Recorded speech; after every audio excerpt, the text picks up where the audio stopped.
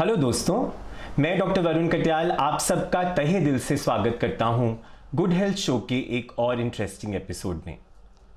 Fear एक ऐसा natural emotion है जो सब लोग कभी ना कभी अपने जीवन में एक्सपीरियंस करते हैं। पर क्या हम जानते हैं कि फियर हमेशा बुरा नहीं होता? इसके बहुत सारे फायदे भी हैं हमारे जीवन में। इनफैक्ट कहा जाता है कि फियर हमारा फ्रेंड है, हमारा मेंटर है। अगर हम किसी भी एक्सटर्नल डेंजर से अपने आप को प्रोटेक्ट करना चाहते हैं तो फियर हमारी सहायता करता है। इनफैक्ट फियर हमें अपने कंफर्ट जोन से बाहर जाने में मोटिवेट भी करता है। तो इसीलिए फियर हमारा फ्रेंड भी है और हमारा मेंटर भी है। पर यदि हम फियर को अपने जीवन में हावी होने देते हैं और इसे प्रॉपर्ली मैनेज ना करें तो डेफिनेटली ये हमारी लाइफ, हमारी बॉडी और हमारी फिजिकल हेल्थ को बहुत तरीकों से प्रभावित कर सकता है। फियर से हमारा नर्वस सिस्टम एक्टिवेट हो जाता है।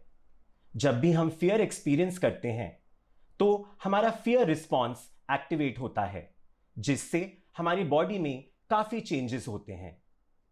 हमारी बॉडी के स्ट्रेस हार्मोन्स रिलीज होते हैं जिन्हें हम एड्रेनलिन और कॉर्टिसोल कहते हैं। इससे हमारा ब्लड प्रेशर, हमारा हार्ट रेट और हमारा ब्रीदिंग रेट बढ़ जाता है और ब्लड फ्लो भी अफेक्ट होता है। जो लोग क्रॉनिक फियर में जीते हैं उनकी हेल्थ पे इसके बहुत से दुष्प्रभाव हो सकते हैं। उन्हें कई तरह की बीमारियां होने के चांसेस भी बढ़ जाते हैं। तो इस फियर को हमें कैसे मैनेज करना चाहिए कि ये हमारी बॉडी और हमारी लाइफ को एडवर्सली इफेक्ट ना करे? तो इस विषय को गहराई से समझने के लिए आज हमारे स्टूडियो में उपस्थित हैं हमारी गेस्ट एक्सपर्ट पीयूष भाटिया, जो एक रिनाउंड रिलेशनशिप एक्सपर्ट हैं और लाइफ कोच हैं। पीयूष जी, आपका स्वागत है गुड हेल्थ शो में। Thank you Varun. पीयूष जी, आप हमें अपने पिछले कुछ सालों की जर्नी के बारे में कुछ बताइए। वरुण, जैसे कि आप जानते हो मेरी जर्नी बहुत इंटरेस्टिंग रही है और ये लाइफ कोच बनना कभी मैंने सोचा नहीं था और इट जस्ट हैपेंड बिकॉज मैं अपने ऊपर ही काम कर रही थी। तो अभी पिछले कुछ सालों में मैंने रिट्रीट्स पे बहुत ध्यान देना शुरू किया और मैंने लोगों को रिट्रीट्स पे ले जाना शुरू किया है, जहाँ पर हम एक बहुत ही कॉन्सेंट्रेटेड ब्यूटीफुल एनवायरनमेंट में उनके इश्यूज़ के ऊपर काम करते हैं, उनकी सबकॉन्शियस प्रोग्रामिंग के ऊपर काम करते हैं। और आपको मेरे 1 ईयर प्रोग्राम के बारे में तो मालूम ही है, और उस 1 ईयर प्रोग्राम में इट्स अ टोटल ट्रांसफॉर्मेशन। सो वो उस 1 साल में लोगों की हर एक पहलू पर, यानी कि उनके सबकॉन्शियस पर, उनके फिजिकल बॉडी पर, उनके मेंटल हेल्थ पर, उनकी इमोशनल हेल्थ पर, उनके स्पिरिचुअलिटी पर, इन सब पर काम होता है। और इसके अलावा मैं 1-to-1s तो करती ही हूँ, जिसमें लोगों की एक तरीके की सर्जरी होती है। वो अपने इश्यूज़ के साथ आते हैं और हम उनको पूरी गहराई से समझने की कोशिश करते हैं कि वो लाइफ में क्यों आगे नहीं बढ़ पा रहे हैं। मैं पिछले कई सालों में लोगों को दवाइयों से छुड़वा पाई हूँ। यानी कि एक लेडी हैं जो मेरे पास पाइल्स के लिए आती थी। Then there is somebody who was coming to me for IBS, diabetes, thyroid, anxiety, depression. So I have been working with people and weaning them out of medicines, क्योंकि हमारी जो बॉडी है वो खुद ब खुद इतनी बड़ी फार्मेसी है कि उसमें 1300 केमिकल्स प्रोड्यूस होते हैं और हम अपने आप को खुद ही हील कर सकते हैं। तो उस पहलू से मैं लोगों को अवगत करा रही हूँ and that is what I am trying to do. Piyush ji, आपका काम बहुत सराहनीय है। आपने हाल ही में एक किताब लिखी है, हाँ जी। जिसका टाइटल है लाइफ बियॉन्ड फियर्स। हाँ जी। तो आप हमें उसके बारे में बताइए, कैसे आपको इंस्पिरेशन मिली उस किताब को लिखने की? वरुण, जैसे कि मैंने कहा कि लोग मेरे पास रिलेशनशिप के इश्यूज़ लेके आते थे, पेरेंटिंग के इश्यूज़ लेके आते थे, डिप्रेशन के पेशेंट्स आते हैं, एंग्जाइटी के पेशेंट्स आते हैं। इनफैक्ट बहुत सारे पेशेंट्स जो हैं वो डिफरेंट बीमारियों से जूझ रहे हैं। तो मुझे एक बात रियलाइज़ हुई कि इस यूनिवर्स में 2 ही प्राइमरी इमोशंस हैं, और एक होता है फियर और एक होता है लव। अगर आप अपनी लाइफ में किसी भी एरिया को देखोगे जो काम नहीं कर रहा है, वहाँ कहीं ना कहीं कोई ना कोई फियर है। जैसे मैं बात करूं कि लोग मेरे पास आते हैं, मैं प्रोक्रेस्टिनेट करता हूं, अपने काम को आगे नहीं कर पाता हूं, तो उस प्रोक्रेस्टिनेशन के नीचे जो फियर है वो है फियर ऑफ फेलियर। तो वो जो उनको फेलियर का फियर है वो आगे नहीं बढ़ने देता। तब मुझे ये रियलाइज़ हुआ कि मुझे, अगर मैं उनको उनके फियर से निजात दिलाती हूँ और तब वो लाइफ में जो चाहते हैं वो कर पाते हैं, इस एस्पेक्ट ने मुझे एक भरोसा दिलाया कि शायद मैं ये किताब के ज़रिए ढेर सारे लोगों तक पहुंच सकती हूँ। इस किताब को मैं दूर दूर तक लोगों को फ़ायदा पहुंचा सकती है।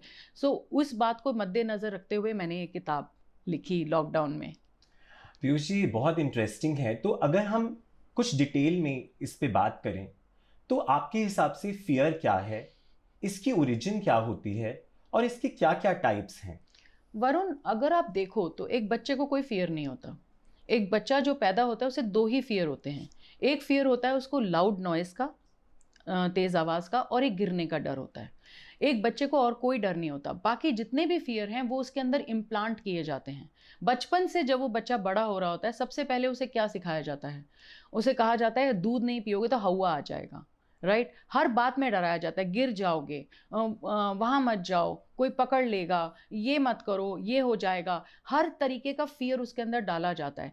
तो ओरिजिन ऑफ फियर जो है वो हमारा वूम से स्टार्ट होता है। जब हम अपनी माँ के पेट में होते हैं और हमारी माँ को उस समय जो डर होते हैं वो कहीं ना कहीं हमारे सेल्स में जाकर बैठ जाते हैं, हमारे सबकॉन्शियस में प्रोग्राम हो जाते हैं। सो हमारे फियर्स जो हैं वो सबके सब इम्प्लांटेड हैं। So fear is false evidence appearing real. Danger अलग चीज़ होती है और फियर अलग चीज़ होता है। डेंजर होता है जब आपके साथ कुछ कोई स्पीडिंग कार आ रही है, आपके पीछे जानवर पड़ा है, कोई आग लगी है, that is danger. Fear is जब कुछ आपकी आउटर रियलिटी में कुछ भी ऐसा नहीं है बट आपका दिमाग आपको डरा रहा है, दैट इज फियर। ये फ़र्क है डेंजर और फियर में। और टाइप्स ऑफ फियर बहुत तरीके के होते हैं। फियर ऑफ फेलियर बहुत ज़्यादा है, फियर ऑफ अबैंडनमेंट है, आजकल फियर ऑफ अनसर्टेनिटी है, फियर ऑफ अननोन है। इस पेंडेमिक के टाइम्स में we don't know what is going to happen. There are lot of fears. There is fear of failure जो हमारी लाइफ को बुरी तरीके से ड्राइव करता है, fear of being left alone. There are different fears. There are a lot of fears that we have. So if you look at it, Varun, our whole life is driven by fears. Piyush ji, आप हमें बताइए कि fear हमारी life को किस तरह से effect कर सकता है और इसे प्रॉपरली कैसे मैनेज किया जा सकता है?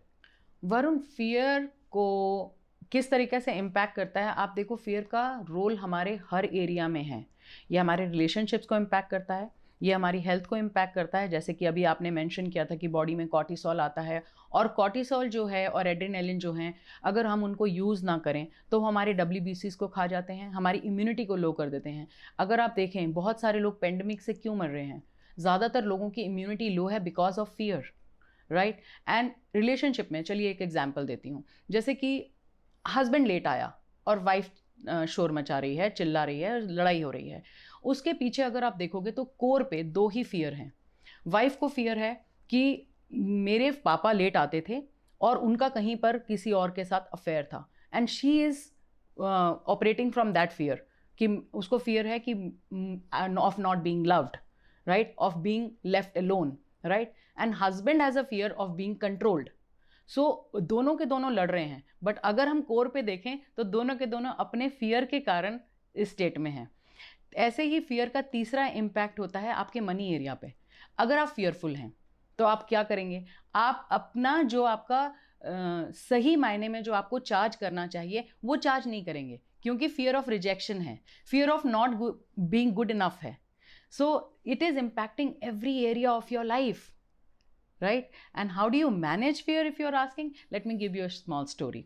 तो एक बार कृष्ण भगवान और बलराम कहीं जा रहे थे और रास्ते में उन्हें फियर का एक बहुत बड़ा भूत मिल गया, और उस डर के भूत ने डराना शुरू कर दिया।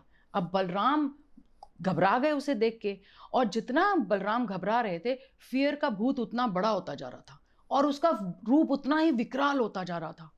अब बलराम ने बोला कि कृष्ण तू यहीं रुक, मैं अभी अपना गदा लेके आता हूँ। और वो गदा लेने चले गए, और श्री कृष्ण को वो जो फियर का भूत था वो अब श्री कृष्ण की तरफ बढ़ा और उसने श्री कृष्ण को डराना शुरू कर दिया।